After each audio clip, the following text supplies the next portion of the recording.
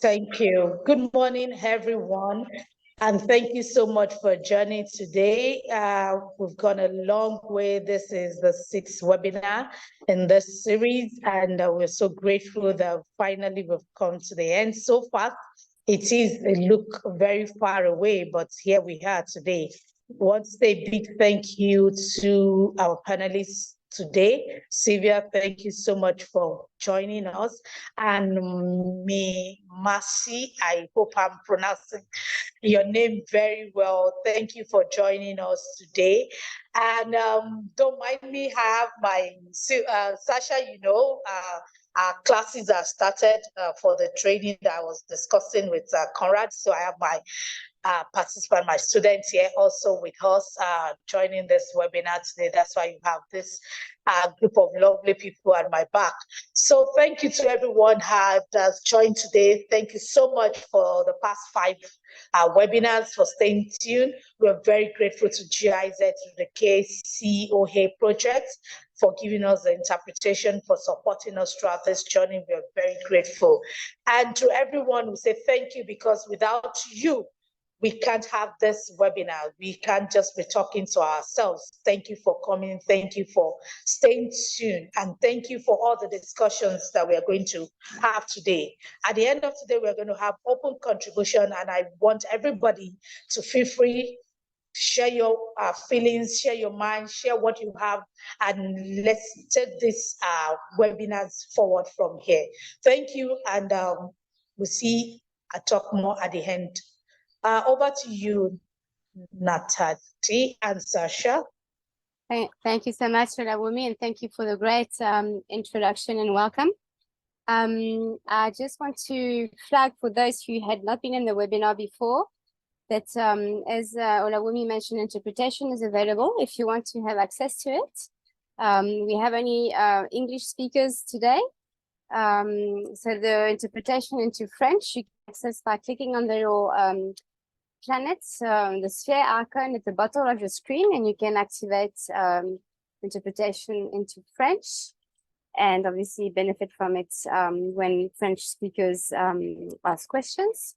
It's nice for us, like I can see is happening in the chat box, that people please drop their names, countries and institutions of affiliation in the chat box, so that we know who's there and that people can actually virtually connect already in this space, because this is the whole purpose of this session, is also to make sure that practitioners are connected.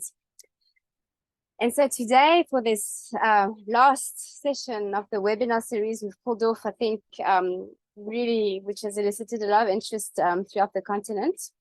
We want to open up the thinking and share what has been happening on the ground and where there is scope for synergizing PGS initiatives with other food systems related or developmental interventions. It has become apparent to us that PGS as a practice leans itself very nicely to become a channel, a guiding framework to also orientate the work of other developmental initiatives that are focusing on clean, nutritious food systems. And also vice versa, that these systems, can harness PGS as a governance framework to upscale their work on the ground. So today we're exploring synergies. We identified 2 speakers to speak about themes that are very relevant. First, we have Sylvia Rota, who's from the slow food movement and who's been very much involved with rolling out markets and, tentatively seeing how this could intersect with PGS. So we're very keen to hear about that. And we also have Nzimazi, who is one of our pollinators in South Africa, and who's done amazing work in harnessing the nexus between PGS. He started a new PGS initiative that has grown tremendously in the Eastern Cape, and how this has been harnessed to deploy the Social Employment Fund, a government-funded initiative. So we will see live how they can be intersections there.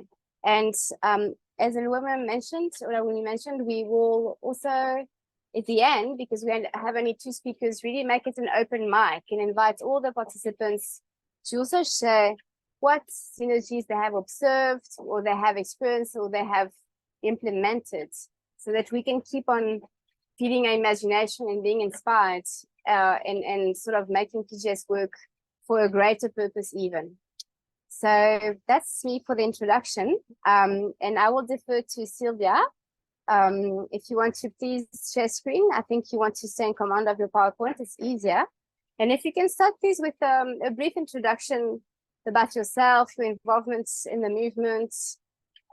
Yeah, it's just nice to see, to know who our panelists are. Thank you so much. Thank you very much, Sasha, and thank you everyone for allowing me to be here today. I'll share my screen so you can see my presentation. Okay. I hope you can hear me well. And so I'll start with a brief introduction about myself. My name is Sylvia, and I work in Slow Food International. Slow food is a global movement, and our headquarters are based in Italy. In particular, I am the coordinator of PGS initiatives inside the slow food movement, and that's why I'm here today talking about our experience with PGS so far. So I'll start with a brief overview of what slow food is. So slow food was born in 1989 as an Italian association, and then grew over time in a global movement. We operate in over 160 countries worldwide as of today, and the aim of this movement is to working on giving access to everyone to good, clean, and fair food. This is actually our slogan, our motto, which is good, clean, and fair, meaning that we want to promote not only good food from a sensory point of view, but also clean, meaning environmentally friendly, and fair for the producers who make our food. So this is basically the objective of the movement, but it operates in many countries and with many projects. The local initiatives of slow food are called slow food communities. So the network, the movement is made of slow food communities at the local level. And they have the aim of defending biodiversity, educating consumers, and also advocating the public and private sector in order to have a generally good, clean, and fair system in the supply chain. So we have slow food communities around the world in all of the 160 countries, and this is how people can join the movement, by creating a slow food community or by adhering to an existing slow food community. Why the slow food movement decided to study the PGS systems and apply them? Well, first of all, in slow food, the producers started asking for an alternative certification system that would have them be more independent from third-party certification, and that would also give them a tool to have a stronger bond of trust with the consumers at the local level. Also, PGS, as you know, are flexible and adaptable to many local, but at the world level contexts, because slow food operates in many different countries and also at many different projects. So we needed a tool that would adapt to all of these different situations. Also, it is a perfect tool for a local dimension and smallholder farmers dimensions. It is accessible, as you might know, and sustainable on a longer period because of the less bureaucratic burden and also a less economical burden. Also, with this tool, we could not only guarantee that the slow food producers produce food in a environmentally friendly way, but we could also adapt the PGS to include the guarantee on sensory quality and on the fairness of the supply chain from the point of view of the producers. So these are some of the projects we are implementing PGS at the moment. When we first started studying the application of PGS on slow food projects, we started from the Slow Food Presidia. That is a project that has the aim to safeguard food productions that are getting lost, like heirloom varieties or autochthonous breeds, or mainly this kind of food production, very local and autochthonous. We started from 3 pilot projects, one in Italy, one in Mexico, and one in Kenya. And these were our first pilot projects applying PGS to a slow food project. And then we expanded, trialing PGS also on slow food herd markets that I will talk about in a second, and the Slow Food Coffee Coalition. The Slow Food Coffee Coalition is a little different because it was a new project in slow food, a new network that started with PGS within it, meaning that since the birth of the project, the PGS was the only way to guarantee the quality of the coffee within the network.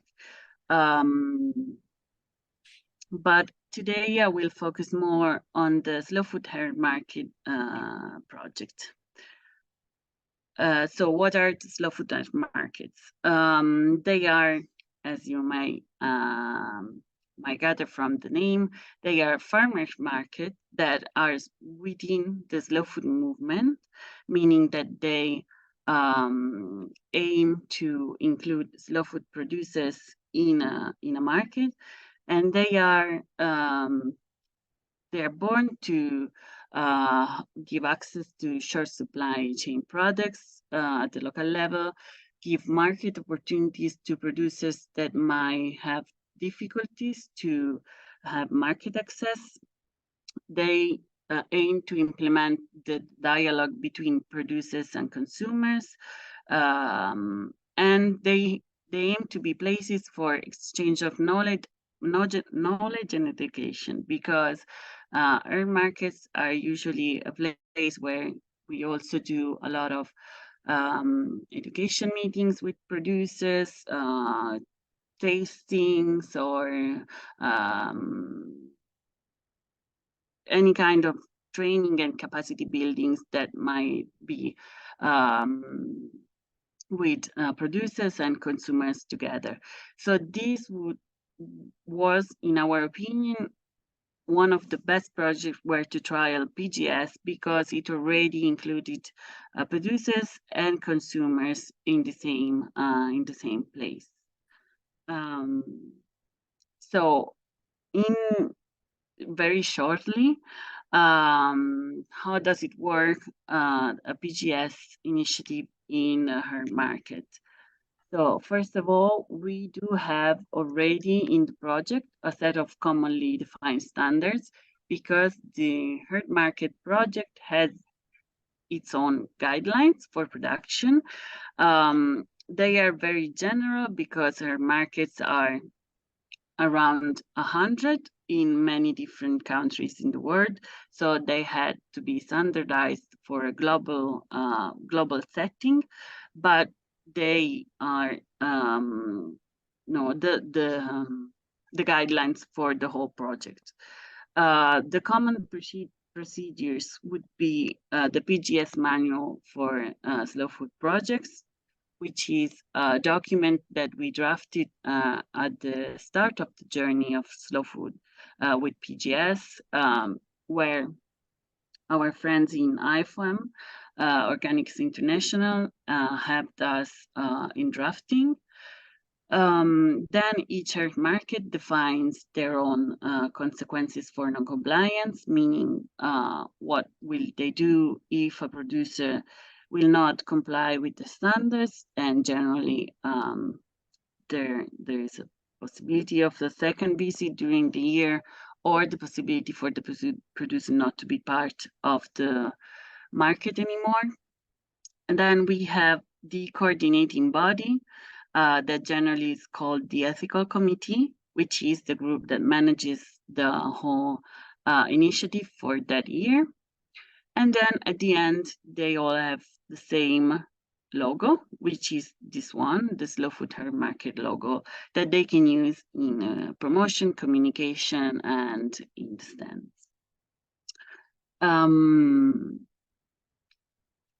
So as I was saying, these are the fundamental groups in a PGS initiative. You have a bigger group that is the slow food community of the herb market. That is the first and foremost action that that producers and consumers at the local level will do in order to be part of the slow food movement.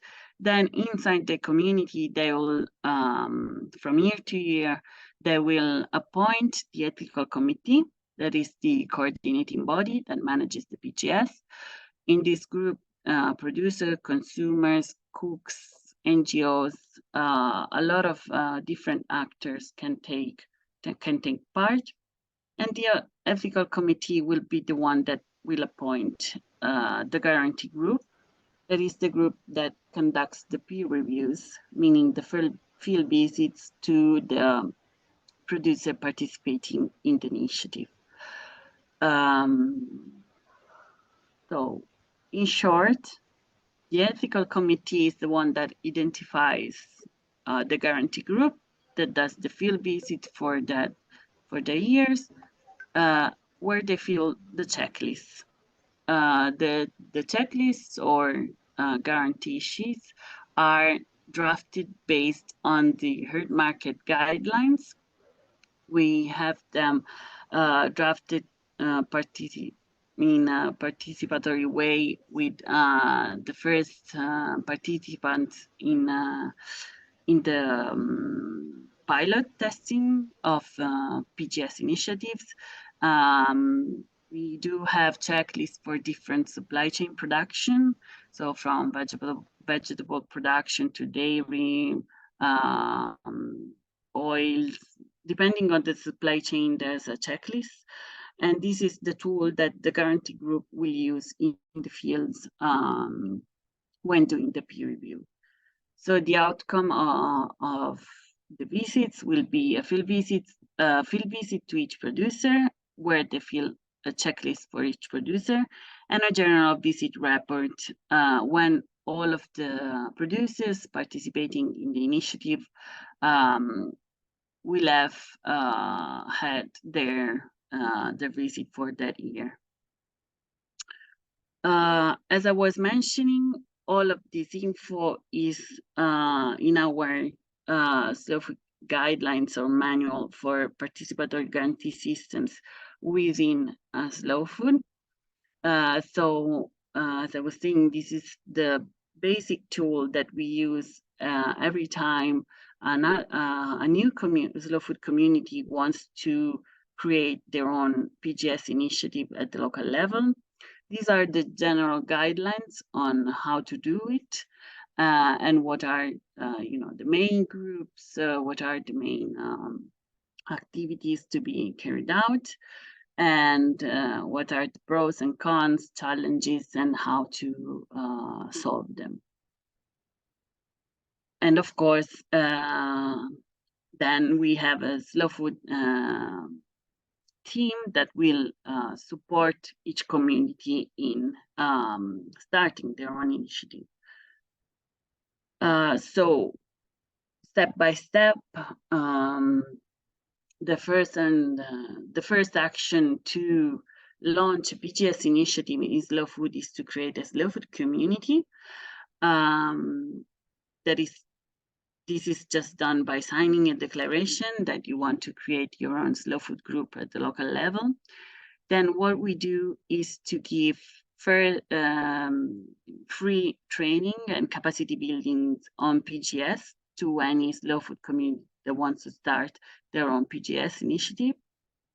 At this moment in time, PGS is needed to be in a slow food project only in Slow Food Coffee Coalition. The other projects is not needed. It's just very much advised, even in herd markets. We believe and we hope that over time, any new herd market that will be created will have their own PGS initiative. At this time, since the project was born more than 20 years ago, we are still in a pilot testing phase, but our hope is that we can apply this to any new herd market that will be created.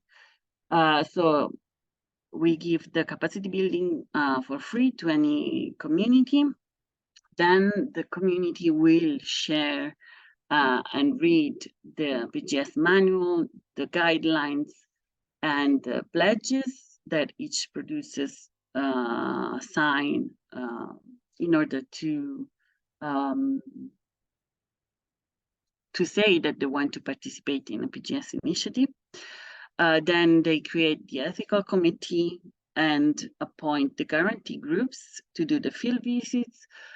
They draft a report after the field visits, and this is more or less how very short, how the system works. And in 2023, we are actually testing and deploying the PGS in these 4 different herd markets in Europe. So we are working with herd market in Barcelona, in Spain, in Cistello in Portugal, in a market in Turkey, and another one in Italy. So this is pretty much all of the markets we are working together with, and also one in Poland where we started already last year. And this is just for what concerns the herd market project, because, for example, regarding the Slow Food Coffee Coalition, we are working together with more than 20 communities that produce coffee, and they are actually applying PGS to guarantee the quality of the coffee and to sell it within the network. And we're also still working a little bit with the Presidia project, but these are just the herd markets that are applying PGS right now. I will stop for a second, and if you have any question, I've seen some hands were raised, so I can. Absolutely. Thank you so much, Sylvia. It's such an inspiring initiative, and I think everybody in the room is really relating to what you've presented. I do agree with you. Let's go with the questions. Should we ask Tovahiri to go ahead with the question first?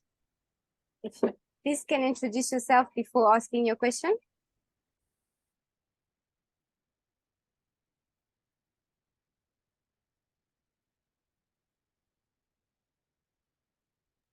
Okay, was it Tovoheri? Okay. Okay. Tahina, do you want to go ahead with your question? Oui, ça va. Oui. Alors, Tovoheri, Jusque votre micro est ouvert? une remarque en voyant votre présentation, c'est une bonne initiative. Allô, Ça Tovoheri, on nous a vous écoute? permis de voir comment se déroule le species.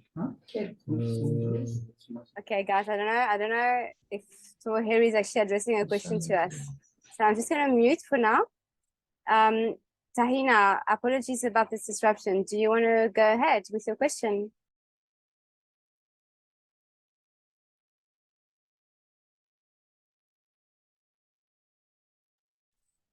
Tahina, please unmute and ask your question.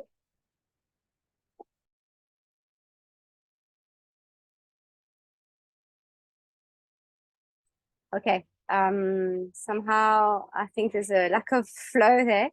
In the questions that are to be addressed to you. I just want to flag to everybody that there's a specific Q&A box where if you do not want to have your question asked already, you can also drop a question there. I see there's someone from Lesotho who actually dropped a question there. So, I mean, Silvia, you could type an answer, but I think because this is a question coming up now, do we have slow food in Lesotho? If yes, how can I join? Do you want to perhaps respond to this?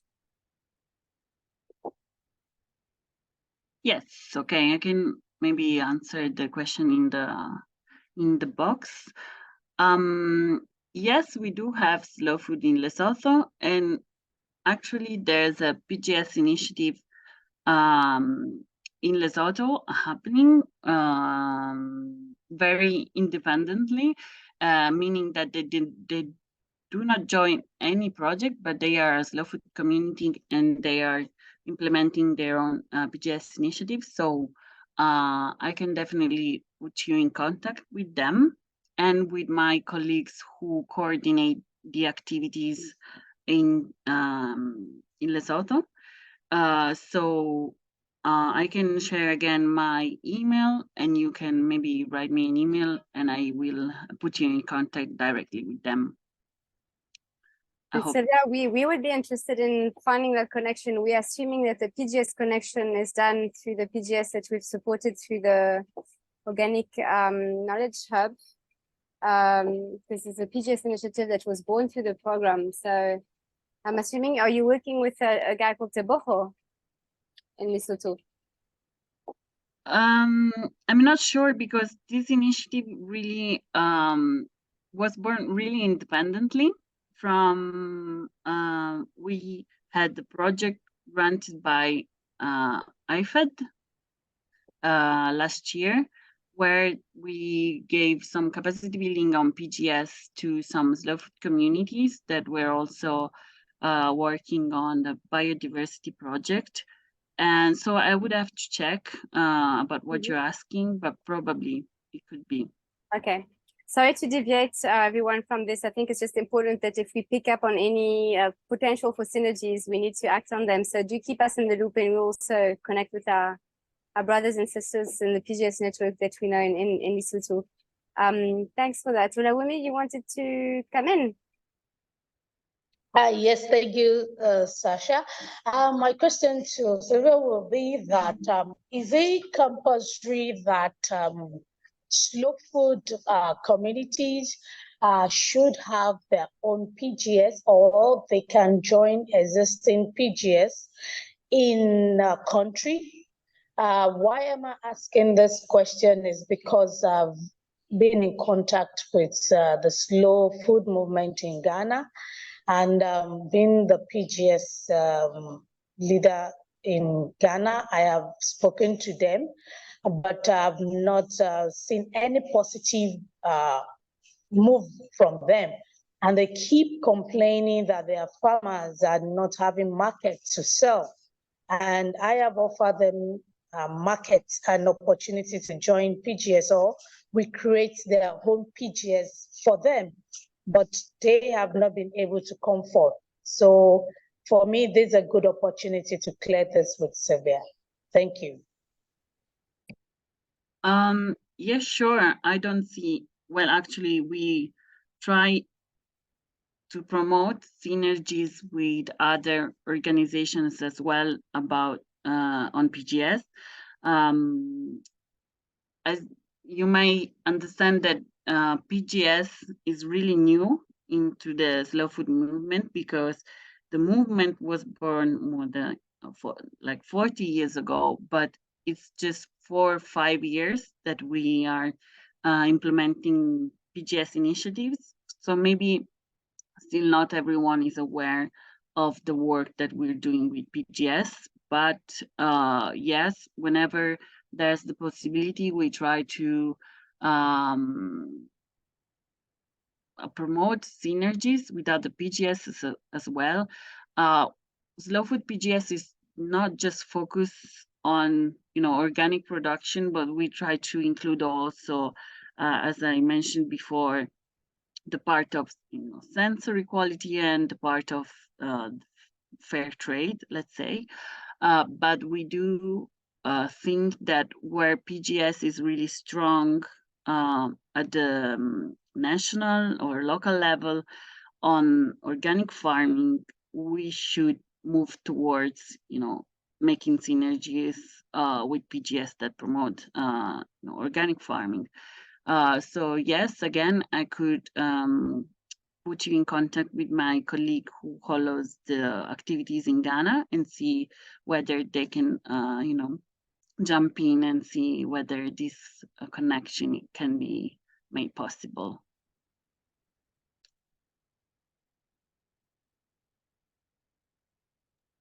It's great. It's a privilege to have first-hand access to the person who can open all the doors there. Yeah. I don't want to dominate with my questions. I mean, there's lots of people in the room. Do we have any other questions? I'm seeing some in the Q&A, probably. Please go ahead. If you feel you want Okay. to answer those directly, please do so. Yes. If I have time, maybe I can answer this too. You have 4 more minutes. Okay. So what about East Africa? Do you have slow food in any of the countries from Eastern Africa?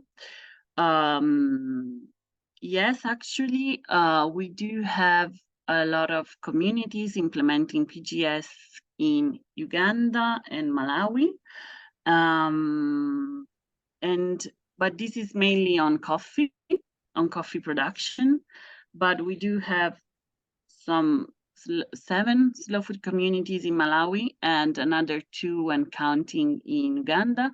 Actually, in Uganda, we do have our president of Slow Food International who lives and works in Slow Food Uganda, because in some countries we also have national headquarters.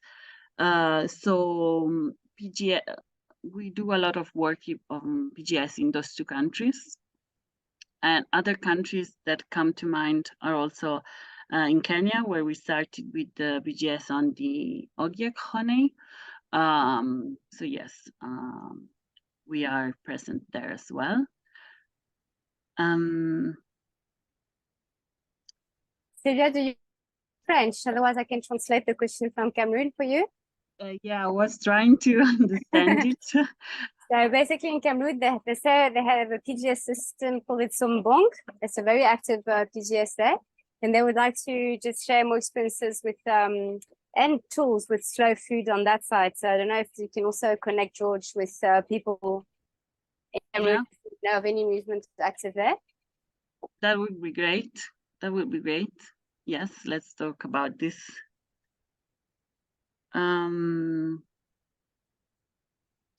And about the other question, yeah, whether there is any PGS, any slow food initiative in francophone Africa, especially in Central Africa. Yeah, at the moment we do not have any active PGS initiative, but slow food is active in francophone Africa.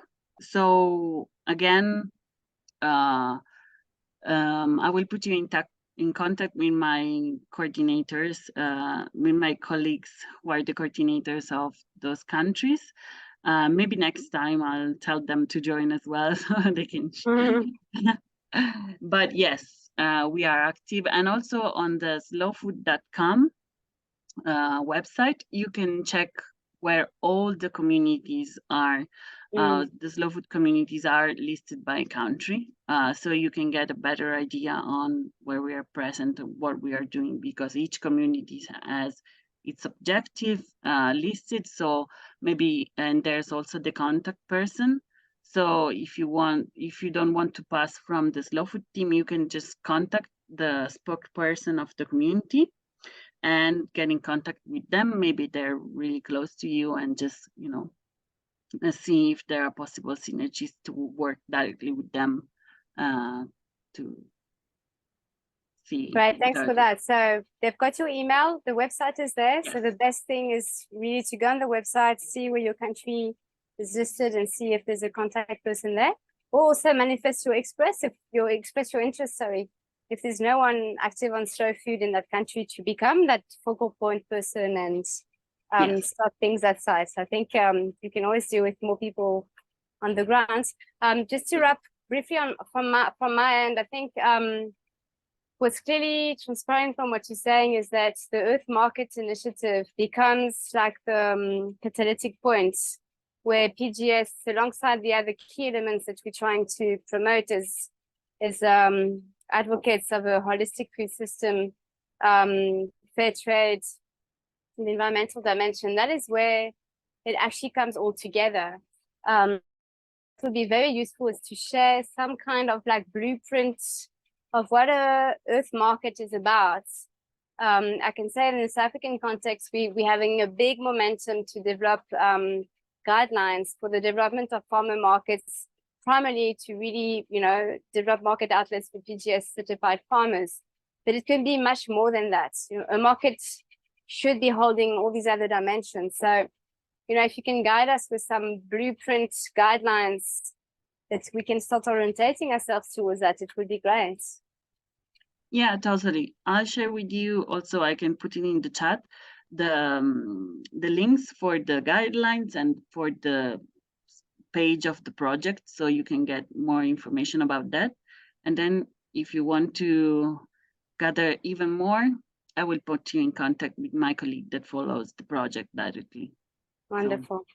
And all the resources that are going to be shared here, we're also relaying them on the PGSSA website. So we are connecting the dots. So yeah, thank you very much, Sylvia, for your lovely contribution here. Please stay online. We're going to speak now in Zimasi to tell us about his experience implementing PGS in the Eastern Cape, how this has grown and how this has intersected with another developmental initiative. Zimasi, over to you. Do you want to share screen or and drive your own slides? Yes, good morning, everybody. Good afternoon, actually. Yes. Yes, I'm presenting from South Africa in the Eastern Cape. Normally call it a deep rural province. I'm part of the PGS SA as a pollinator. PGS SA is in partnership with South African Organic Sector Organization. And I'm endorsed as a pollinator, which means responsible for establishing PGS groups. I'm an agroecology farmer, which means practicing ecological organic agricultural farming. I'll emphasize my point is on the synergy. I thank the presentation by Sylvia from Slow Food. Most of the points that she's raising are actually part of my presentation, so I'll try to summarize. I'm presenting from the experience of implementing a social employment fund program on food production and nutrition, which is the program initiated by the Department of Trade, Industry and Competition. The purpose of the project is to create temporary work opportunities in areas of basic education, arts and culture, and small-scale farming. That's where I'm coming from small-scale farming as agroecological farmer. We are many that participated in this program as pollinators, and I think most of them are part of this webinar today. So I think they will participate in interacting and sharing some experiences at the end of my presentation. Then to realize the objectives of the program,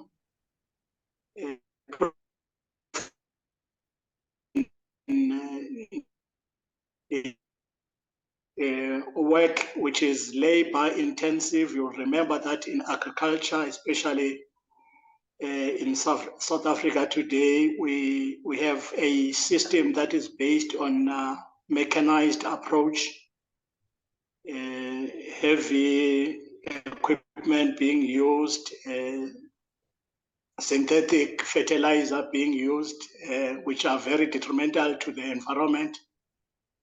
Now, the approach of labor will reduce some of the burden that is there on our both soil and the environment in general. The second experience to the participants. Then the third one was to deliver real social value, the assets and services for the community. And I'll concentrate on where I participate in food production. We have identified work and changing the. As you all know that most communities, especially in rural areas, have abandoned farming and moved to urban areas. So we have changed the school gardens that we're participating into high quality assets to provide food, healthy food to the children. And now we have discussed as PGS and thought that we must raise these issues of synergy from the experience that we got from participating in the SAFE project. Then the question is, why synergy? We are presenting here today to say that it's necessary to consider in our development to allow for better coordination and also for collaboration and innovation so that we achieve greater efficiency and effectiveness. So how do we realize the above is that we will be able to bring diverse perspective, skills and knowledge into programs at all levels of project development. We'll also be giving opportunity for every stakeholders to equally participate, learn and grow. Just lastly on this one is that also we have started an initiative from our experience in the Alfred Nzo district in particular, by trying to set an example of what we are saying, institutionalizing the synergy here today.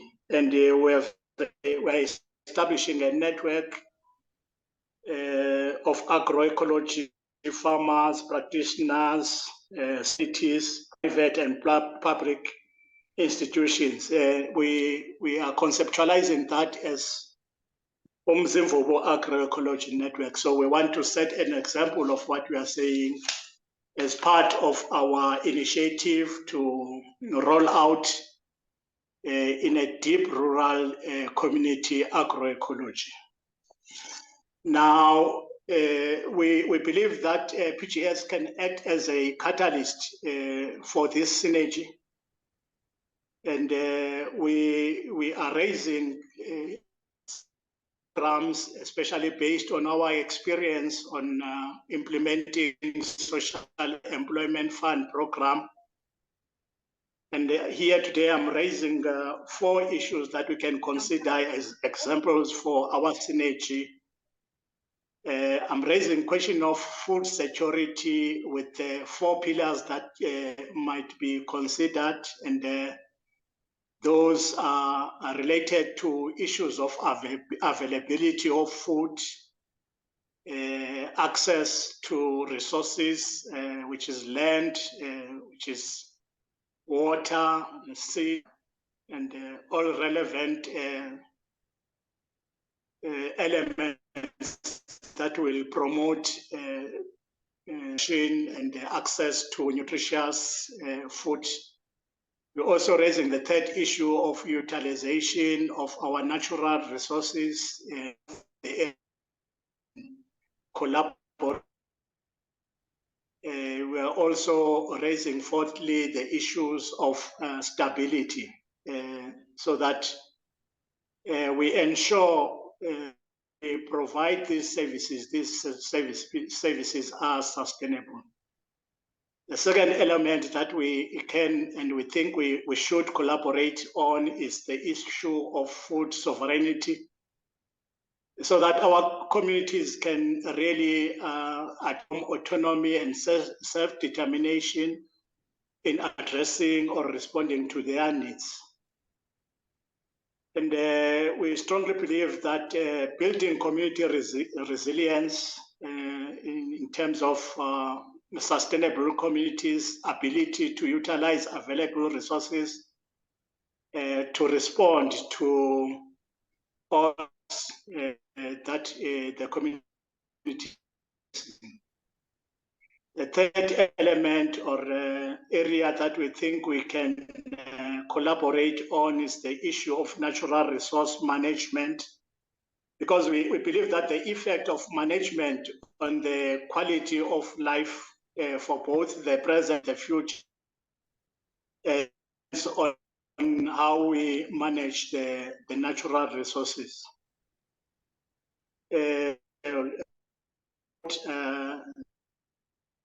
Quoting, a safe, affordable, and plentiful supply of food is a national security issue. Close quote.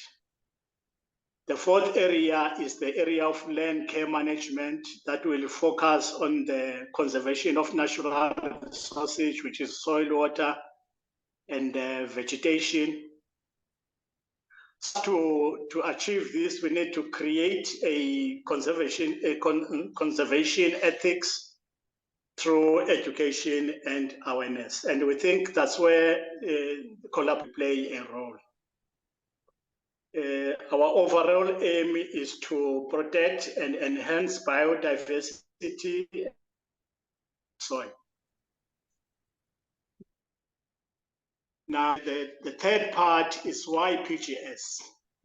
Why do we think we can make PGS an agent or a catalyst for synergy? As we would know, insurance initiative,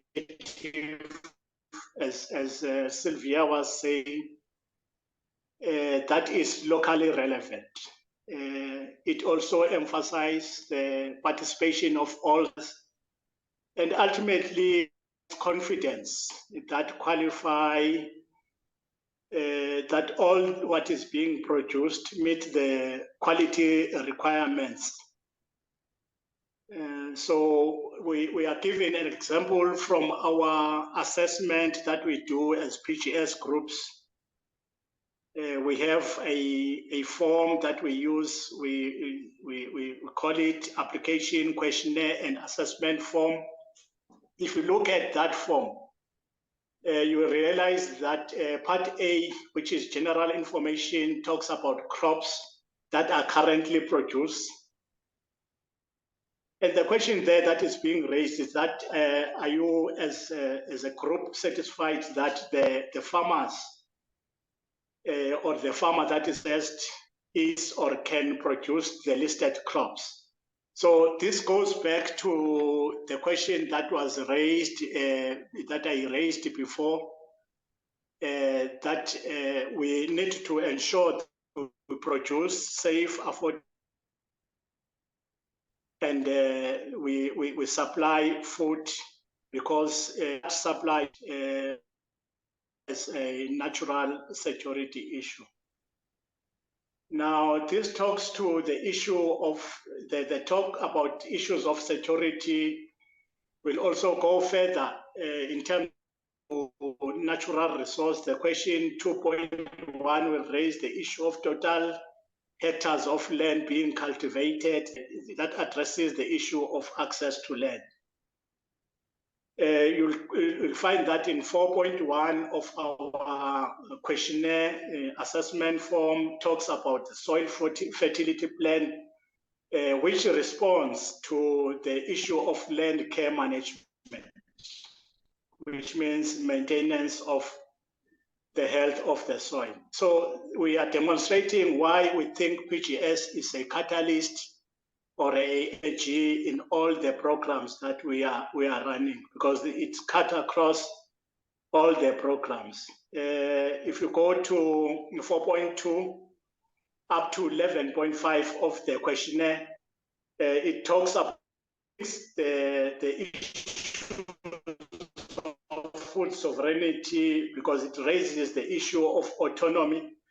When it talks about farmers not relying on external factors, which means using their own resources. I think this is a tendency, or it's the weakness that affects us in the context of African or Pan-African food production system and development at large,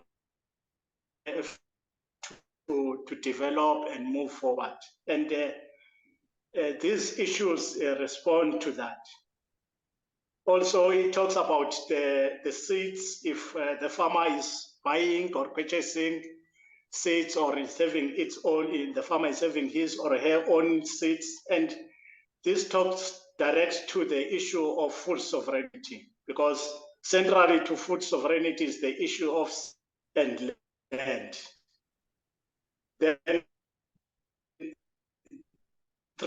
3 of our questionnaire talks about water management.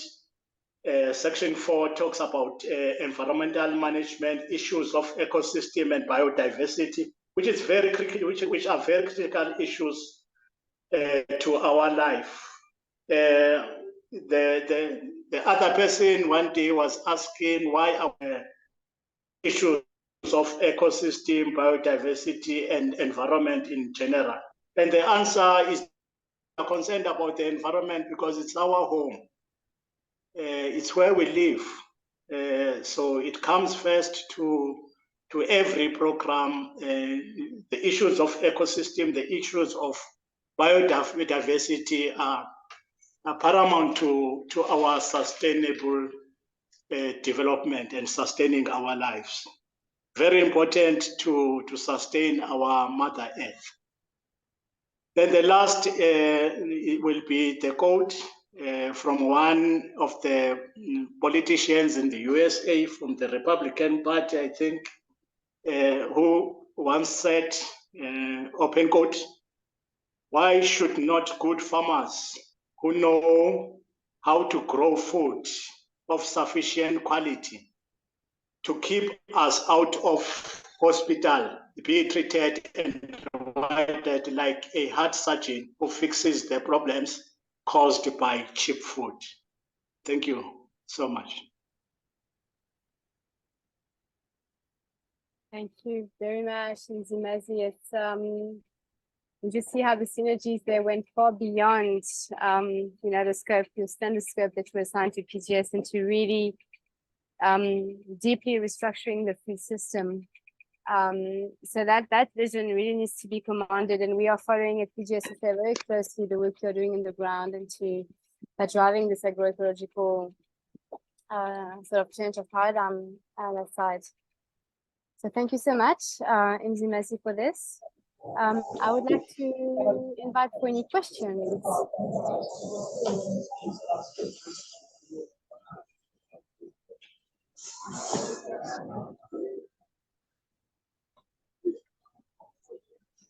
Anna, your mic is open. Did you want to speak?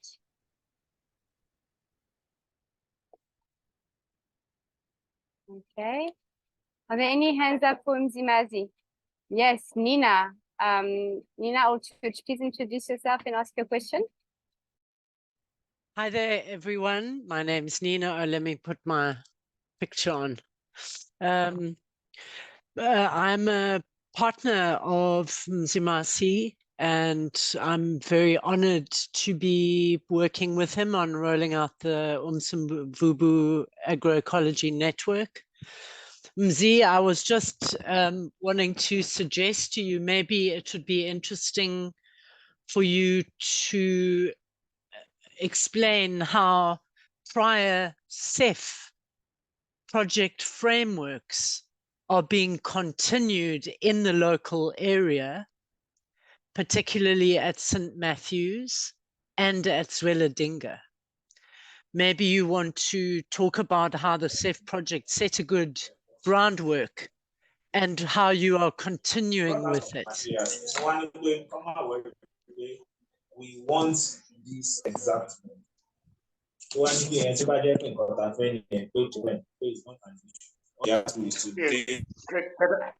I'm going to mute the background noise in Mzimazi, but do you want to respond to Nina's question? Yes, let me respond. Thanks, Nina, for raising that. As Monfrey site, we were given areas that we may implement the CEF project. Actually, we identified the area. We're given numbers. We're given 40 years. So it was a decision that was to be taken by a supervisor, and I was a supervisor and as a pollinator also, to either have this 40 people, but we focus on two areas in the main. So one school, St. Matthews in Monfrey, and the other school is Zweledinga in Mount Elif.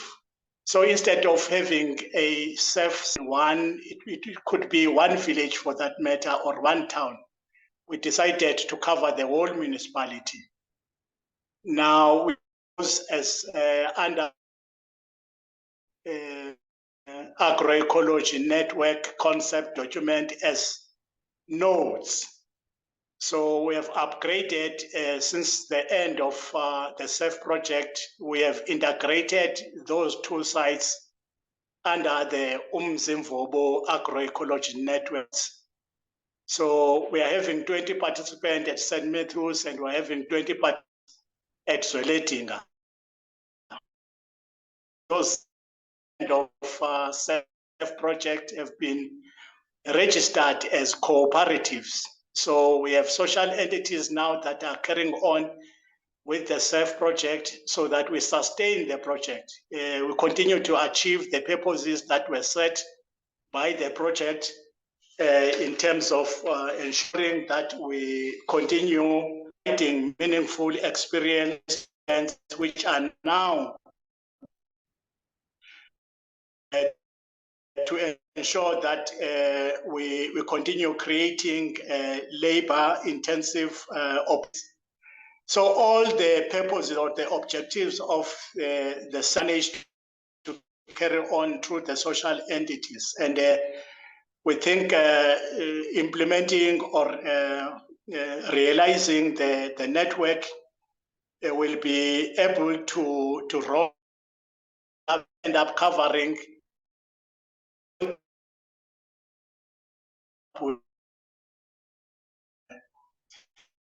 Tambo district. So we're spreading out project, 2 districts. I don't know whether I answered you correctly. Yes, absolutely. I just think it gives much more context on continuity from CEF to our long-term vision, partnering with PGS and SAOSO. Cool, MZ, thanks. Thanks. And thank you for coming in there to, it's reflecting the how expensive the work is on the Eastern Cape side.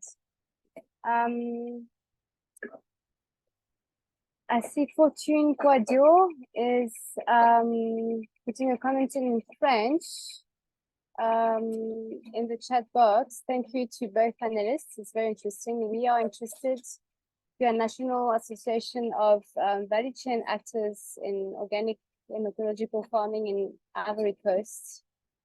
And they would like to work with Slow Foods and PGS, the PGS work as you have framed it in Zimazi in Ivory Coast. So it seems that there's some connections being made there.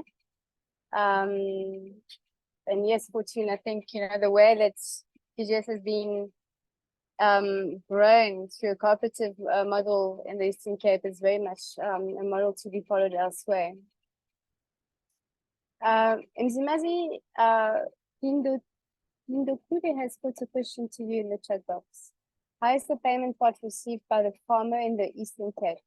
Some are eager until payment is mentioned. Is it an issue that side? What an interesting question, Mzimazi. Do you have an answer?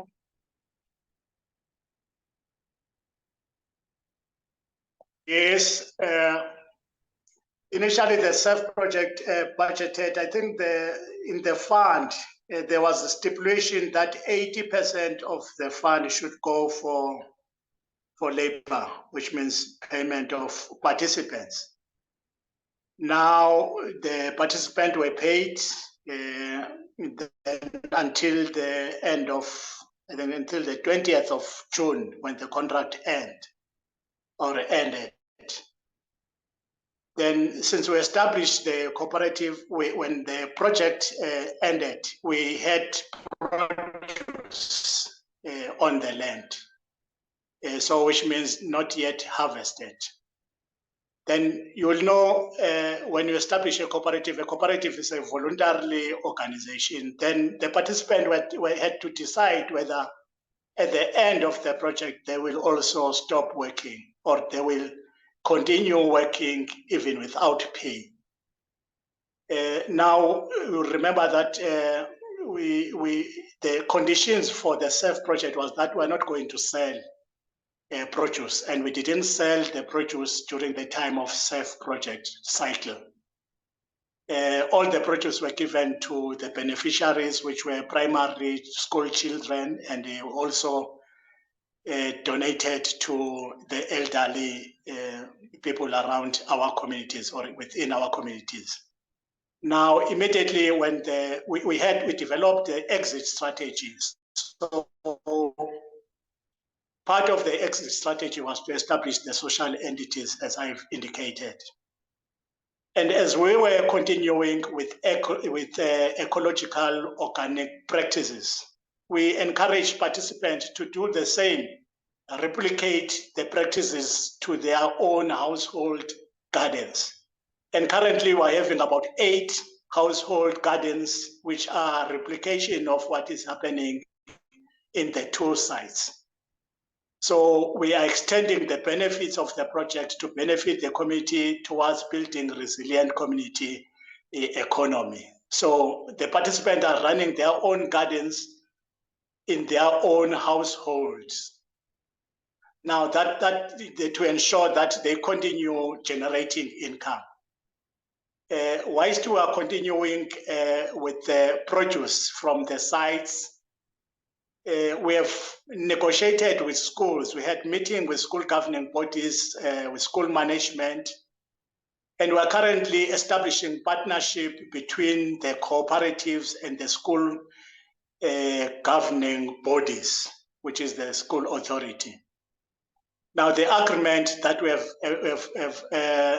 found in those meetings. We have reached an agreement supported by the Department of Education that for the project to be sustained, we need to generate income, and they've agreed that schools will be the primary market. So which means schools from the school nutrition fund, they will be going to buy our produce at a market price. So that's our market. So we are just tightening our belts so that I think by end September we'll be harvesting. And on those days, I think it will be around the 23rd and the 24th, we'll have mass market. We'll have a mass market where we'll demonstrate our produce to the consumers at large, so that we, as we continue, we also continue gaining momentum in terms of mobilizing market. Other schools are also interested to start the project. We're invited to several schools.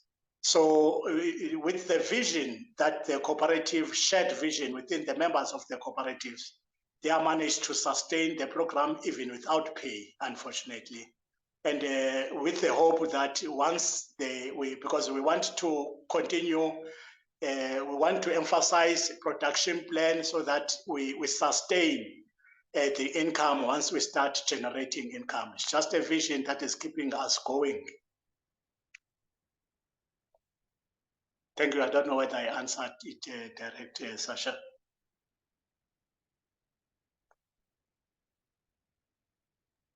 Thank you, Mzimazi, for the extensive response there that was made for this question. I think we've covered quite a bit of time with Mzimazi's successful story there. I want to now please go ahead with expanding the discussion a little bit. We have 50 participants in this webinar. It would be so nice to hear from other experiences across the continent. This webinar series for now has given, has put identified speakers on stage, but I think it's also, really aiming at connecting people, practitioners from various countries. We've got lots of francophones in the room as well, and we really want to bridge the gap between francophone and anglophone PGS practice. So would anyone want to come in here and share any experience of how they have PGS to advance other work related to food systems? We would love to hear your experience. This is really open mic. So yeah, please, raise your hand, and any contributions you want to make really is welcome.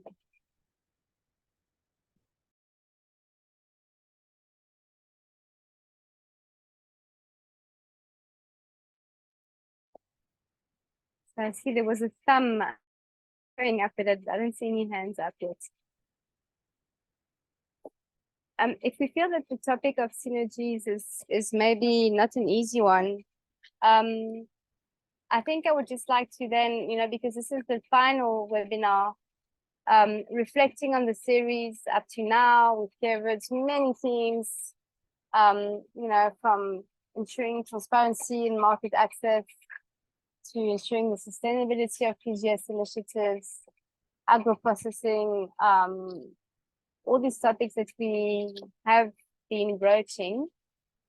Are there any sort of further questions, insights? We can argue that all of us have got some expertise in PGS here and any experiences we're taking. So really expanding the conversation now beyond the immediate topic of synergies. Anyone wanting to just exchange?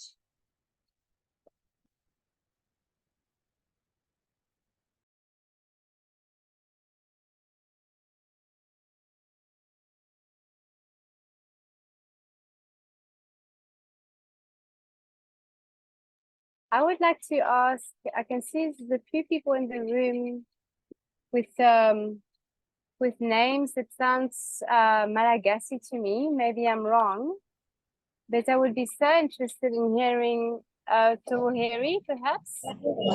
Anyone with an experience from the Madagascar territorial approach to PGS? Because that is a topic we haven't covered and it's, I find is extremely interesting. And we would like to hear, if you may, a bit about your experience in rolling out the territorial approach to organic certification and how this has perhaps intersected with PGS.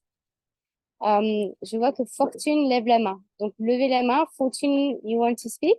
Allez-y.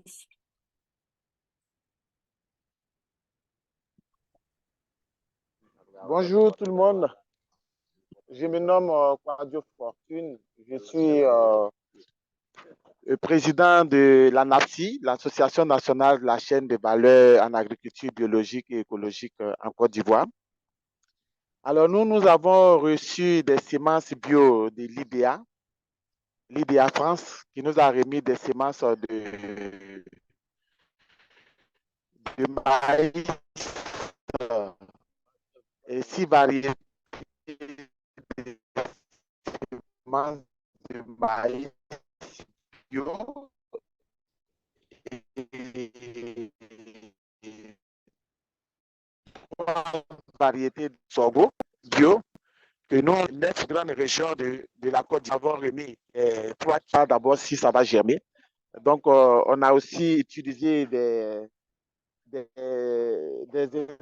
intrants bio d'une autre société qui s'appelle CGA et ça donne de bons résultats. Alors, notre problème se situe au niveau de comment faire partie de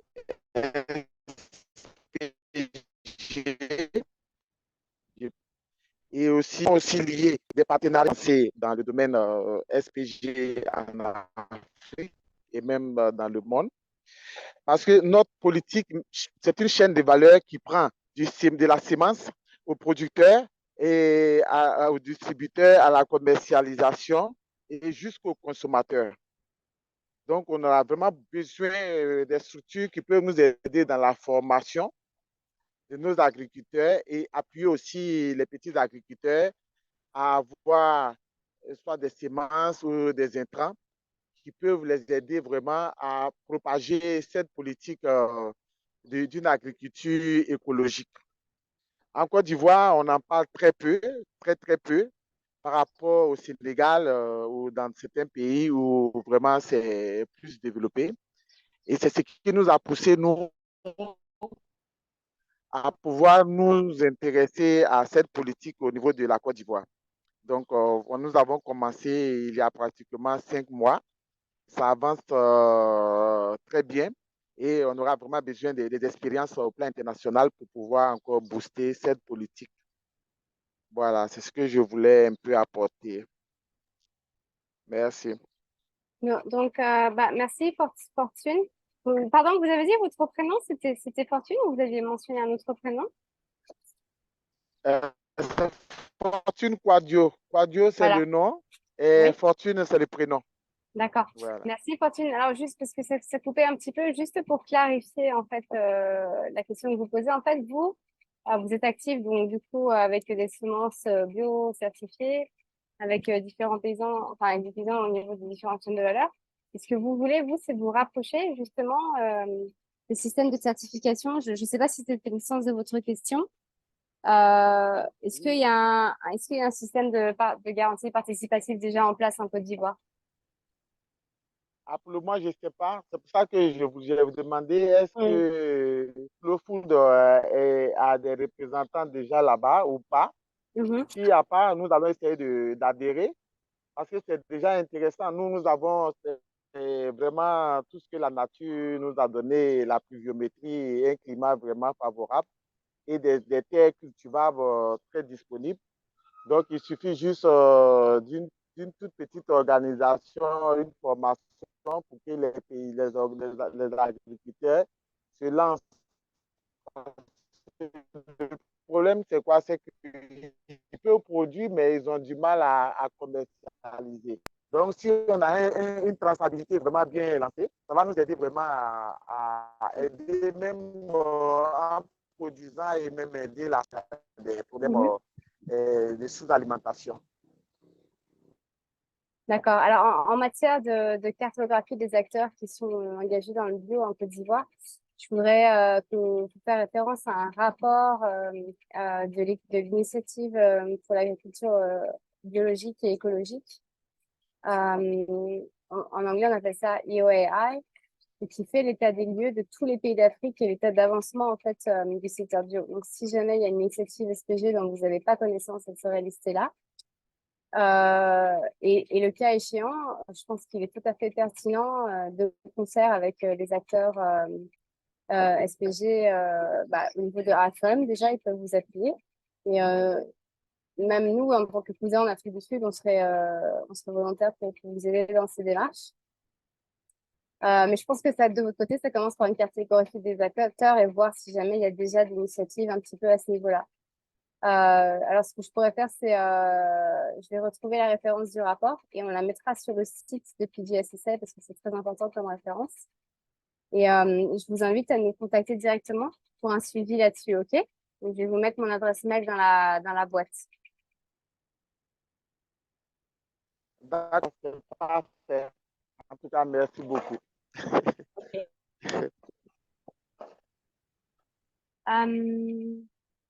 Merci, Fortune. Any other contributions, questions? Diane,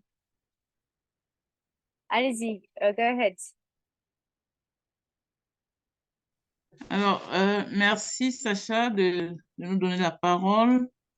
Je suis Diane Puncheux du CPF de Mbo Banjoun au Cameroun. Je voudrais partager un peu notre expérience du SPG parce que nous en avons un.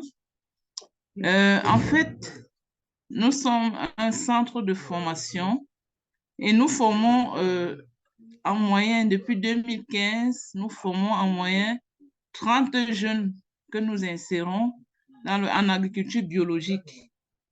Et quand nous formons dans les 30 jeunes, nous les installons pour la production en agriculture et en élevage biologique. Et nous avons, à l'issue, créé un marché que nous appelons le marché vert. Au départ, ce marché se faisait une fois par mois, mais aujourd'hui, il est passé à 2 fois sous la demande des consommateurs. Donc, c'est un marché qui se fait tous les premiers et tous les troisièmes samedis du mois. Donc, les jeunes que nous avons installés sont des producteurs, du moins nous les avons installés et nous les suivons, nous les accompagnons davantage parce que les jeunes qui sortent d'ici sont suivis pendant 2 ans et ils sont donc ceux qui ravitaillent le marché vert. Et les consommateurs sont des personnes qui viennent un peu de partout dans le Cameroun. Ils viennent du littoral, ils viennent du centre, ils viennent de l'ouest. Nous voulons rappeler que le CPF est situé à l'ouest du Cameroun. Donc, parlant donc du marché, pour pouvoir réglementer ce marché, il a donc fallu que nous créions un cahier de charge, un SPG.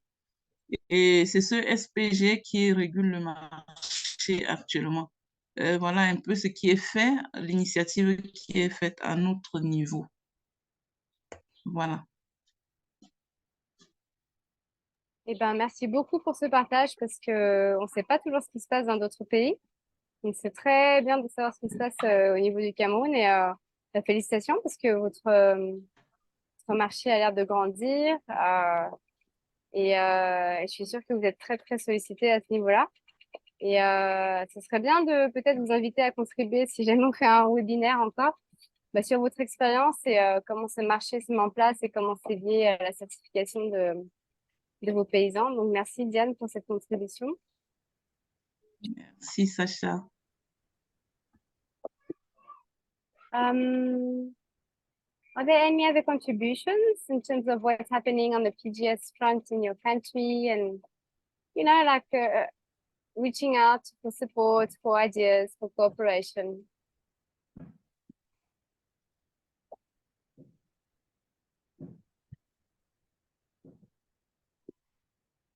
Alors sinon, moi, je voudrais en revenir et interpeller mes collègues de Madagascar, s'il y en est. Est-ce qu'on a des collègues du Madagascar dans la pièce?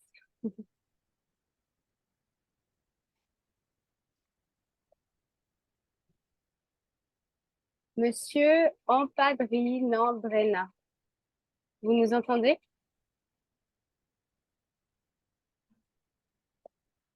Okay.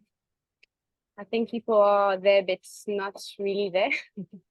I was just very keen on some experience being shared on the territorial approach in Madagascar, but that's for another time, I think. Okay, so if we're not getting any more contributions, I think we can slowly but surely close this webinar. Voilà, Wumi, what do you say? Ah, Jean-Charles Sossou. Non, pardon, c'est Raphaël qui veut poser une question ou faire une contribution. Allez-y.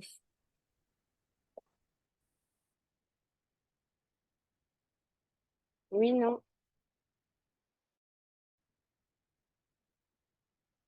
Okay, I think the hand was not a hand. Wilma, what do you say? Should we Oui, allô, je lève la main là. Ah bah allez-y, pardon, je Allô? l'ai vu et puis après elle a disparu. Raphaël, allez-y, je vous en prie. Oui, d'accord. Bonjour et merci pour ce webinaire que je trouve très riche et j'ai bien aimé la présentation qui a été faite. Je voudrais peut-être pas poser une question très spécifique parce que moi-même, je travaille pour INADES Formation Cameroun dans le cadre de la mise en œuvre du projet Pôle de connaissances agriculture biologique en Afrique centrale. Et nous sommes 5 organisations partenaires dans le cadre de ce projet. Effectivement, je suis très intéressé par ces questions de SPG. Et tout à l'heure, dans la présentation, j'ai vu un détail qui a été dit et j'aimerais en savoir un peu plus. Et on disait que le SPG, il est foncièrement local. Alors, ce que je voudrais savoir, c'est en ce qui concerne cette spécificité de local-là, et la région, c'est quelle étendue? Je veux savoir, c'est quelle étendue la localité? Parce que ici au Cameroun, par exemple, on a des divisions administratives, on a le village, on a l'arrondissement, on a le département, on a la région. Alors, si je me situe dans cette perspective, je me demande, quand on parle de local par rapport au SPG, jusqu'à quel niveau on peut y aller? Et donc, c'est un peu la question que j'avais à poser par rapport à ça. Si oui, peut-être pour le cas du cas qu'on vient de présenter, est-ce que la localité, ça va au niveau de la région? Est-ce que ça s'arrête au niveau du village? Est-ce que c'est au niveau du département? Est-ce que c'est au niveau... Bon, c'est vrai que ma conception, c'est un peu par rapport aux divisions administratives. Donc, j'aimerais vraiment en savoir un peu plus. Et je voudrais peut-être, pour finir, savoir, est-ce que, parce que j'ai assisté à un autre webinaire, où j'ai vu qu'il y avait aussi la possibilité de faire une extension au niveau national. Je ne sais pas si à ce niveau, on peut encore parler de SPG. Merci, je pense que c'était l'objet de mon interrogation. Je vous remercie. Merci de vos questions, Raphaël. I'll switch to English. In Zimazi, I think Raphael's question pertains directly to the presentation you made on your PGS initiative for the Eastern Cape. The question being, how local is this local initiative? Which administrative geographical boundary does it cover? Is it the scale of the village? Does it go beyond the district municipality? Your model is very specific in how you have sort of organically reached out to different communities. So can you respond to Raphael on that point? And then I'm happy to make further contributions. L'étendue de la localité, est-ce que c'est le village? Est-ce que c'est l'arrondissement? Est-ce que c'est le département? Est-ce que c'est la région? Est-ce que c'est possible d'avoir un SPG au niveau national? Voilà la question. Ouais. J'ai adressé la question à Mzimazi parce que l'étude de cas venait de l'Afrique du Sud et de son SPG. Je vais le laisser répondre et après, je ferai ma contribution aussi, OK? Yes. D'accord, merci. Go ahead, Mzimazi. Yes. Thanks, Sasha. The sites, let me be specific on our context here. The 2 sites that I've spoken about, They are in I would say wards. It's Ward 24 in Montfrey and Ward 9 in Mount Elif. These wards are part of Umzimvubu, this is why it constitutes Umzimvubu local municipality. In one ward, which is 124, we are having 4 villages that are participating in that site, which is St. Matthews. In Ward 9, which is the site is relating school, we're having 3 villages that are participating in that site. So our localities in all starts at the village level. And since we are establishing this Umzimvubu Agroecology network, it seeks to cover stakeholders at a district level. So our operation now goes further to a district level. I'm not sure if I'm answering it right, Sasha. Thank you.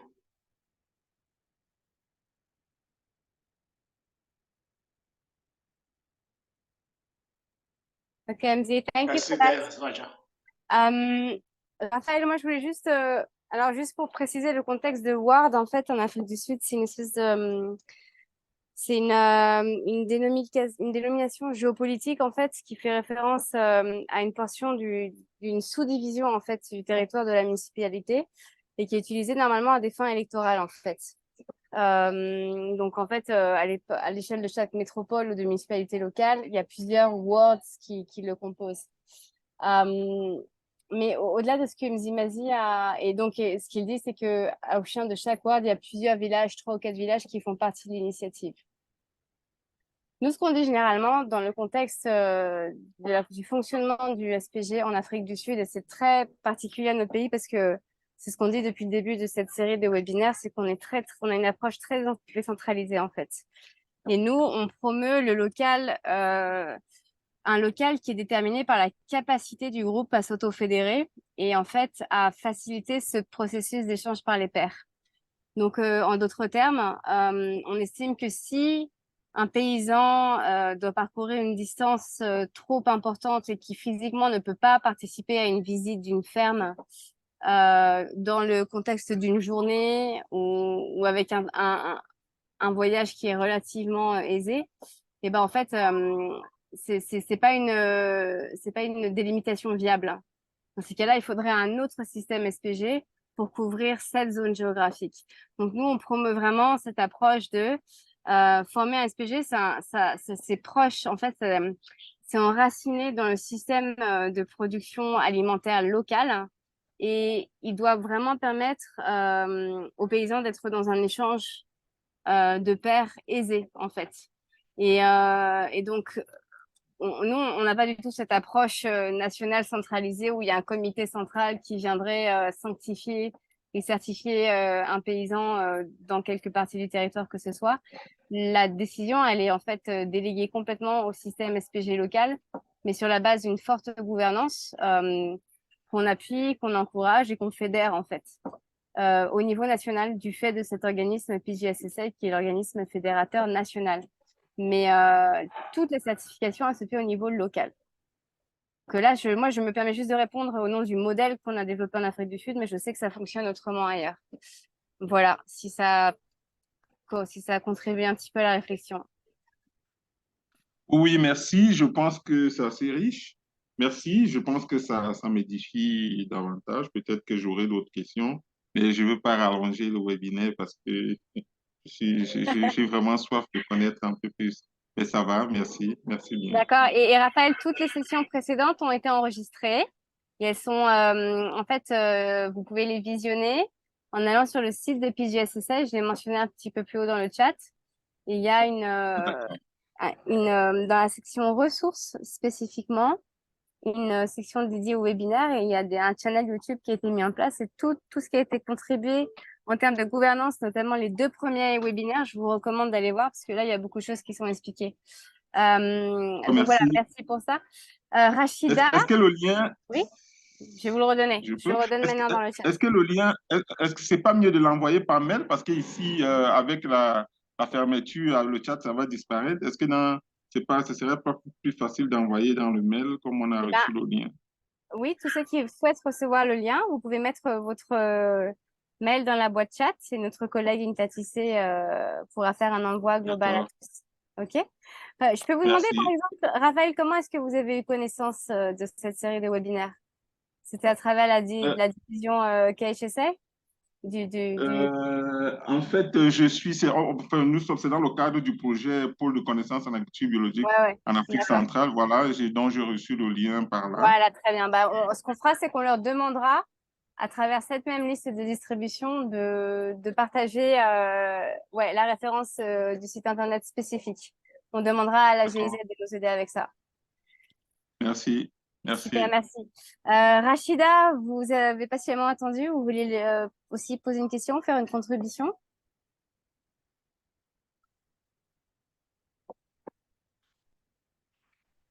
Rachida Midjoui. Oui? Yeah, do you hear me? Yes. Oui, est-ce que vous m'entendez? Alors, il y a une petite interférence, mais on vous entend. Ça grésille. Allô, allô? Ouais, on vous entend, mais ça grésille un peu. Je sais pas si vous avez deux appareils connectés. Ok.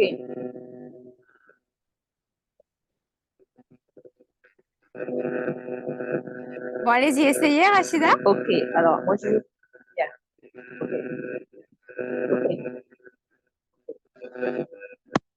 Okay. Good morning, everybody. So, alors, je me présente, donc Rachida, yeah, Rachida Medioui. Je suis la présidente du réseau des initiatives agroécologiques au Maroc.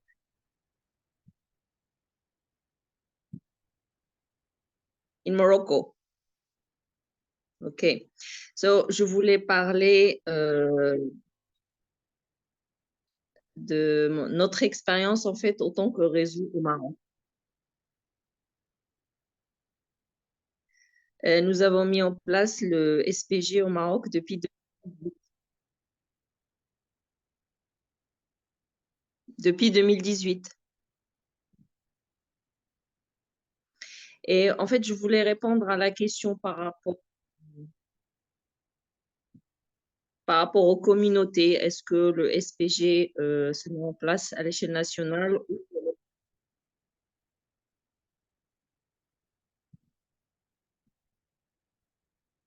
Oui, oui, oui, j'entends. En fait, Rachida, je crois que vous êtes pas dans vous êtes dans le canot interprétariat. En fait, il faut que vous Pardon? retourniez. En fait, je crois que vous entendez l'interprétariat en même temps et du coup, vous parlez en décalé. Est-ce que si vous appuyez sur l'onglet interprétariat, vous pouvez cliquer original audio? Ça devrait vous permettre de parler sans interférence de l'interprétariat. OK. Parce que j'ai essayé de saisir votre question. Vous parliez aussi au niveau des Et on fait communautés. maintenant? Voilà, allez-y. Alors, reposez votre question. OK.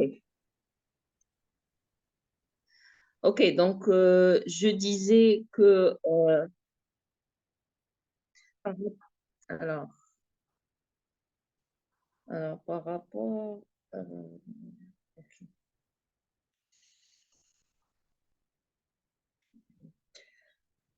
OK, par rapport à la question concernant les communautés, en fait, nous, au Maroc, nous avons mis en place un SPG national.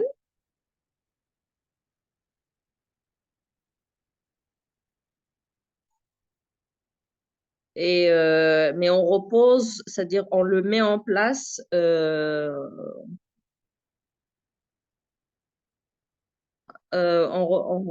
on le met en place par région ou par communauté.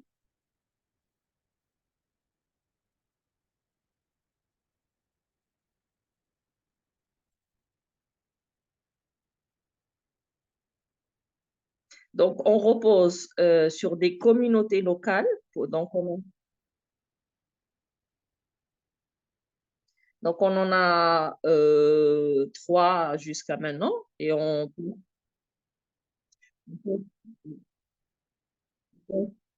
pense développer d'autres dans d'autres régions.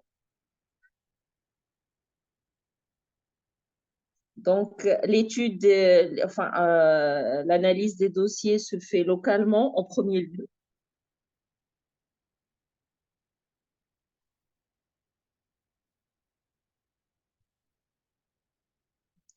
Et après, on fait une revue nationale de tous les dossiers. De tous les dossiers avant d'octroyer le label ou pas. OK. Donc, ça, c'était un complément d'information par rapport à la question. Par contre, nous, au niveau du Maroc, enfin, vous voulez traduire? Rachida, vous n'avez pas besoin de vous arrêter en fait à chaque Alors, fois je que ne vous sais pas entendez comment. l'interprète. Il faut que vous changez parce qu'à chaque fois on attend Alors, je votre ne sais pas propos. comment. Il faut que vous écoutiez dans l'original.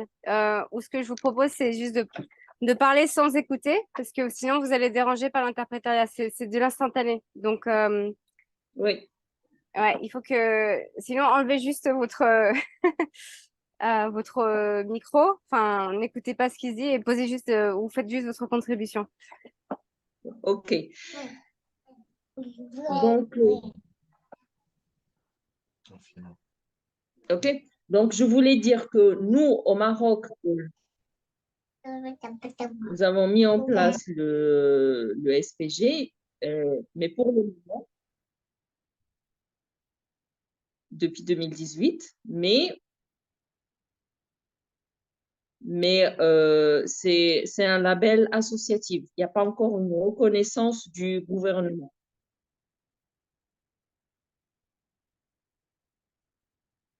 Ça, c'est-à-dire notre souci, c'est que il faut que le gouvernement reconnaisse ce label pour qu'on.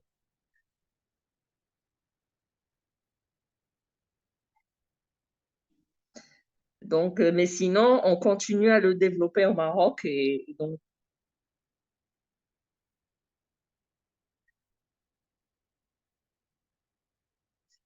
Voilà, donc c'est un partage d'expérience au cas du Maroc. Merci beaucoup, Rachida. Et vous savez, on a eu dans un des You're welcome. webinaires, je crois que c'était le 3e ou le 4e webinaire, on avait eu une contribution très intéressante où on parlait en termes de durabilité. Est-ce qu'il faut absolument chercher cette reconnaissance gouvernementale des systèmes, des initiatives SPG? En fait, il en est ressorti que oui, d'une certaine manière, ça présentait des avantages, mais qu'avec une reconnaissance nationale, ça s'accompagnait souvent d'une énorme bureaucratie qui devait soudainement être portée, en fait. Et donc, l'encouragement, il était à la reconnaissance locale, à faire en sorte que ce soit peut-être au niveau de la municipalité concernée, que cette reconnaissance de ce label associatif, comme vous dites, soit sollicitée. Nous, en Afrique du Sud, on n'a pas du tout de reconnaissance étatique, mais en fait, dans la mesure où le NOAM, c'est-à-dire l'organisme qui fédère le bio en Afrique du Sud, reconnaît le SPG et dans la mesure où c'est le seul label bio possible, et ben en fait, c'est reconnu par défaut. On trouve ça intéressant, c'est que maintenant, nos étiquettes certifiées SPG bio, ça va dans le commerce, en dépit du fait que c'est pas reconnu par le gouvernement. Et ben en fait, ça satisfait les consommateurs. Ça satisfait les acteurs parce qu'on a tout ce qu'il faut pour démontrer que la traçabilité requise est en place. Voilà une autre collaboration dans le contexte sud-africain. Voilà, mais merci en tout cas beaucoup pour ces échanges. On voit comment nos expériences contrastées peuvent inspirer d'autres. Any other contributions from anyone?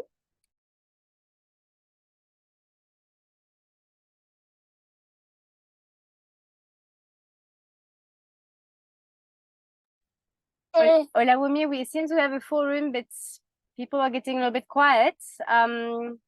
It's a bit early, but should we perhaps go ahead with the formally closing? Yeah, I mean, for me, I would like to ask people what is the way forward? Do they think we should have things like this in subsequently, or do we narrow it down region-wise or country-wise, or do we still come together? What's the way forward? Because I'm sure very soon we'll all have the African Organic Conference, and then probably then we'll also have to be thinking on African PGS initiatives and things like that, so that we keep sharing this knowledge among ourselves. That's the most important thing. We keep collaborating, we keep sharing knowledge among ourselves, we keep expanding PGSs in different countries, and we keep growing the organic farmers, because that's the basis. Yeah, that's key for me right now. Olawumi, I know this, the legacy of this work has been at the forefront of your mind from the beginning. And I agree, you know, I think there's great momentum. Sorry, I have a baby competing for attention now. I think there's already a lot of momentum, and it would be a pity to drop it. So what are you suggesting? Are you suggesting that we set up some kind of platform that makes provision for regular contact sessions, maybe not as frequent as what we've had now, but a monthly or a bi-monthly, every 2 months connection on PGS on a given theme, where we ask perhaps colleagues to take the lead in organizing a session? What do you have in mind? So yeah, I mean, you're really speaking my mind. What I have in mind is that we have a collation where we can share, you know, all the networks that we have, and then people can join. And then if we all communicate there, probably we can have it monthly, we can have it bi-monthly. It's an agreement, because that's PGS, but we all have to agree on how we think the way forward is, because there are many people that are not on the call today also. And then we can take it further, and then probably also it's not myself and yourself, and we can have someone else doing the facilitation. Even though we're at the back, you know, working, we have another person facilitating that session also. So we actually put in the element of PGS into all that we do. And that's, for me, it's what PGS is, and that's how Africa can be great on the, I mean, people are already dropping suggestions. So for me, that would be how we can move forward, and how organic can be greater in Africa. Yeah. Yeah, as you say, Olawumi, I think people are starting to leave, and but we have quite a few people that are still in the room, and we're getting suggestions here. And Zimazi suggests quarterly meetings, and I think that is reasonable and manageable, because whatever gathering will, you know, require some time and effort. But I think it's also maybe perhaps about putting out a Google survey and asking for people that are willing to be actively involved in animating the network. And it can be very informal. It's just a matter of like, okay, on a quarterly basis, let's get together. What are the issues you want highlighted? And you can just have it naturally flow, and people volunteer some presentation or insights on a given topic. I see any positive responses to this. Fortune is raising his hand again. Fortune, vous vouliez faire une contribution là-dessus? Oui, j'aimerais juste ajouter à travers ce que vous venez de dire. Il faut savoir qu'on a d'abord une vision africaine de manière générale, que ce soit des pays francophones, anglophones. Il y a des pays qui sont avancés dans le système SPG par rapport à d'autres. Donc, moi, je propose vraiment qu'on puisse continuer ce webinaire et essayer de voir s'il faut prendre par pays. Je prends un exemple, 2 ou 3, et qu'on crée vraiment une synergie et qu'on essaie de voir l'évolution qui se passe au fur et à mesure parce que j'aimerais vraiment que toute l'Afrique puisse vraiment adhérer à ce système SPG et qu'on puisse vraiment manger sainement. L'objectif, c'est nous les consommateurs. Il y a tellement de produits aujourd'hui qui sont mis sur le marché qu'on a tué, ainsi de suite. À tout moment, il y a des insuffisants rénales, il y a des gens qui meurent de crise cardiaque. Il y a tellement de pandémies aujourd'hui que nous sommes vraiment obligés de mettre l'accent sur vraiment la qualité de ce que nous consommons. Donc, c'est vraiment très, très, très primordial pour nous. Et j'aimerais vraiment qu'on essaie de y travailler beaucoup. Et ce qui est important aussi pour les structures au plan international, qui ont la possibilité d'avoir vraiment des financements pour appuyer les initiatives en Afrique, vraiment, on en a besoin. On en a vraiment besoin parce que tout ça rime avec vraiment un appui.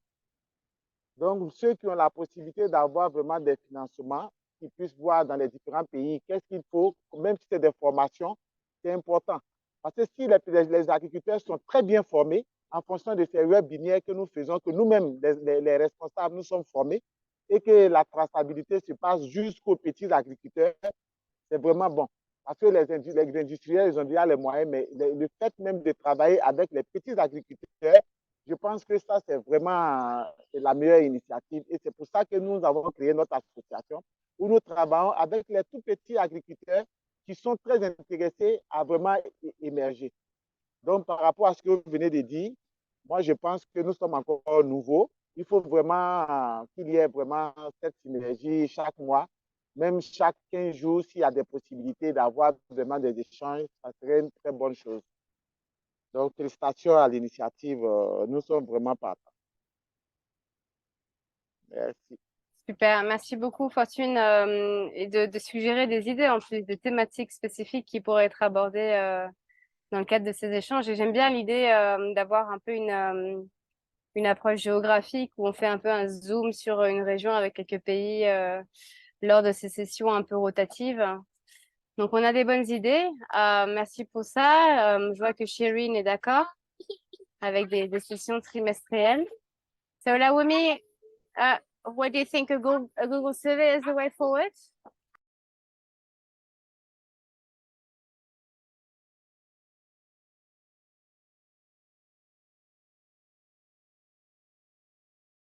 Okay, I think we will do that. I think we will just in the final notification that goes out to GIZ and our various networks, we'll say thanks, confirm where all these resources can be found on the PGSSA website.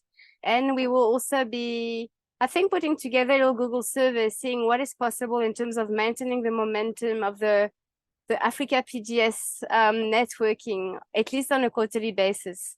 So great. I think that's an agreeable way forward. And from my end, I just want to say thank you for your people's great contributions and for coming in with much enthusiasm and willingness to grow PGS across the continent. So thank you, and over to you, Olawumi. I thought you were going to round up. I would just like to say a big thank you to GIZ for allowing the interpretation to happen, because that was a game changer for the series of webinar. You know, when we started, we didn't know how it's going to work, but finally it has worked for 6 times, and we are so super grateful. And I want to say a big thank you to Natasha. You have been the brain behind all these communications. Even when I forget to, to send my response, you go on WhatsApp and you remind me. Thank you so, so much for all the effort that you have put into this series of webinar.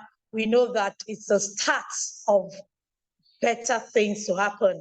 And like we've all heard and we've all agreed, we've all mentioned, we need to collaborate at the national level in our different countries.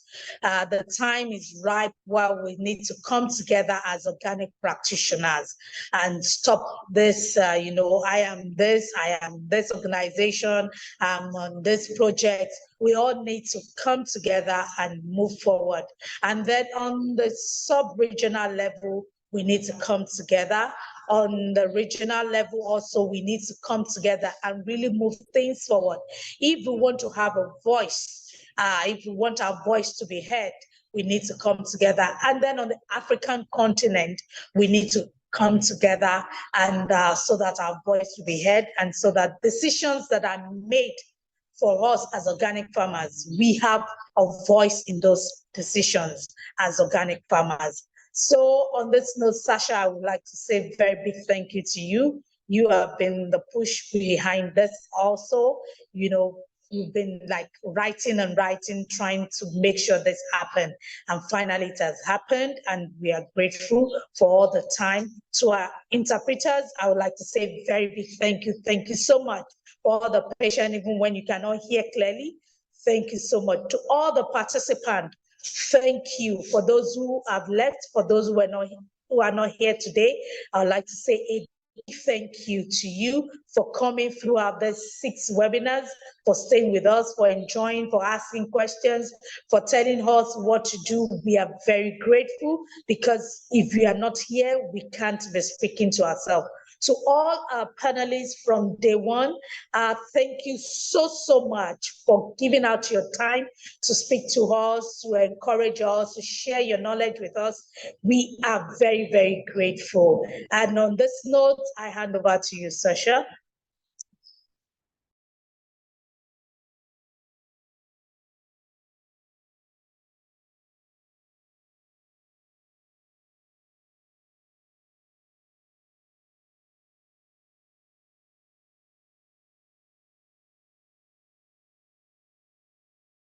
Oh, Sasha, she's on the sea, so she's sailing across Africa. So, Natasha, we might have to close without Sasha coming back. So, on this note, I would like to say thank you and to say a final goodbye to everyone. Thank you very much. From the different networks, you'll be having the links. And the 1st to the 4th webinar is already on the PGS website, so you can download and watch even the ones that you have missed or even the ones that you were present. So thank you and goodbye to everyone. Thank you so much and bye for me. Bye.